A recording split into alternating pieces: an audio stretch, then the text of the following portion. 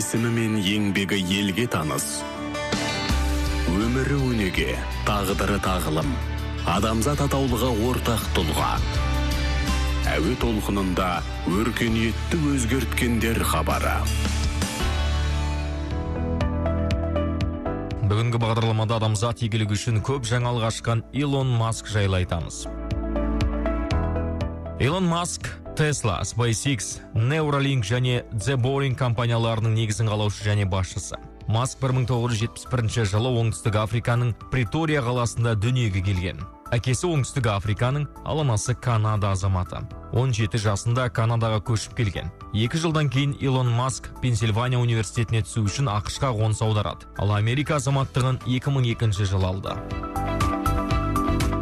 Tesla компаниясы электромобиль өндірісін, оларға арналған аккумуляторлық батареяларды және күн энергиясынан қуат алатын технологияларды ойлап шығарса, SpaceX адамзатты Марсқа ұшырған компания ретінде танымал. Tesla америкалық өнертапқыш Никола Тесланың құрметіне қойылған. Қазір оның Америка, Қытай және Германияда зауыттары бар. Tesla компаниясының тарихы 2003 жылдан басталады. Тесланың алғашқы өнімі Roadster спорттық көлігі болды. Ол 2008 жылы таныстырылды. Ал Consumer Reports көлігінің S моделі Motor Trend журналының рейтингінде үздік автомобиль атанды. Компания бүгінде Tesla 320, Tesla Semi, Tesla Cybertruck және Yam модель Y жол талғамайтын көліктерін шығарады. Биылға дейін компания 4 миллиондай электромобиль шығарды.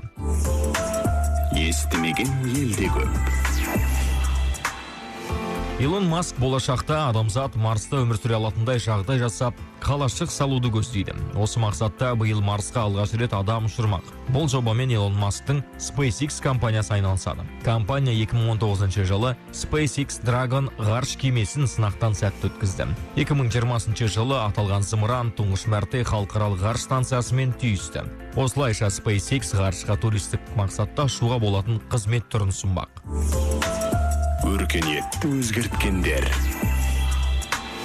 Илон Масктың соңғы ғылыми жаңалығы Neuralink жобасы. Neuralink дегеніміз адам миына арнайы чип орнату арқылы ми мен компьютерді байланыстыру. Ол әсіресе сал ауруымен ауыратындарға көп көмек болатын өнертабыс. Яғни адам ми мен компьютерді, смартфонды басқаруға мүмкіндік алады. Neuralink бірнеше жыл жануарлар миында сәтті сыналды. Жуырда ғана мұндай чип алғаш рет адам миына орнатылды. Кім ойлаған?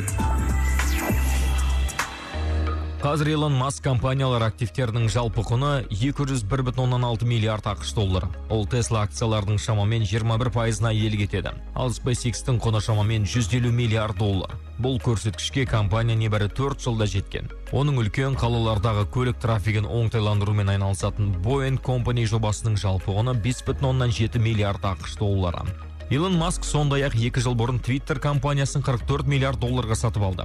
Аталған келісім шарттың жай жапсары уақытынан бұрын жария болып, Twitter қожайындары Маскты сотқа да берді. Бұл әлемдегі ең шулы оқиғалардың бірі атанды. Дегенмен соңында тараптар ортақ мәмілеге келіп, сатып алу процесі сәтті өтті. Сіз білесіз бе? Илон Маск бизнеске алғашқы қадамын небәрі 12 жасында жасайды. Жергілікті журнал қожайынына Blaster атты ойын бағдарламасын жасап береді. Бұл өнертабысын ол 500 ақш долларына сатады. Илон Масктың бірнеше некеден 10 баласы бар. Кенжесінің есімі Техно Механикус. Тағы бір ұлының аты XH-A12. Бұл Маск ұнататын ұшақ атауының шифрланған код екен. Илон Масктың әлемдегі атақты Стэнфорд университетіне аспирантураға түсіп, оқуды 2 күннен кейін тастап кеткенін білесіз бе? Иә, ол теориядан гөрі практиканы таңдаған. Ал бакалавр дәрежесін Пенсильвания университетінде алды.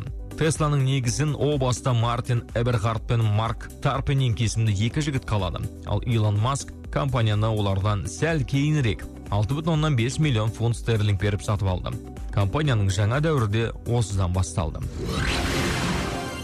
Қазір әлемде ең көп тараған PayPal интернет төлем жүйесін алғаш ойлап тапқандардың бірі де Илон Маск.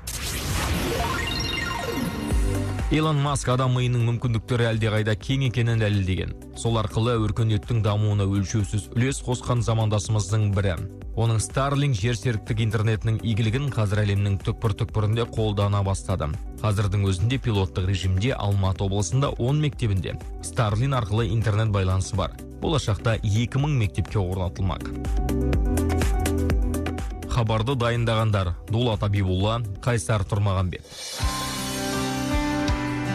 Сіздер Қазақ радиосынан өркениетті өзгерткендер хабарын тыңдадыңыздар.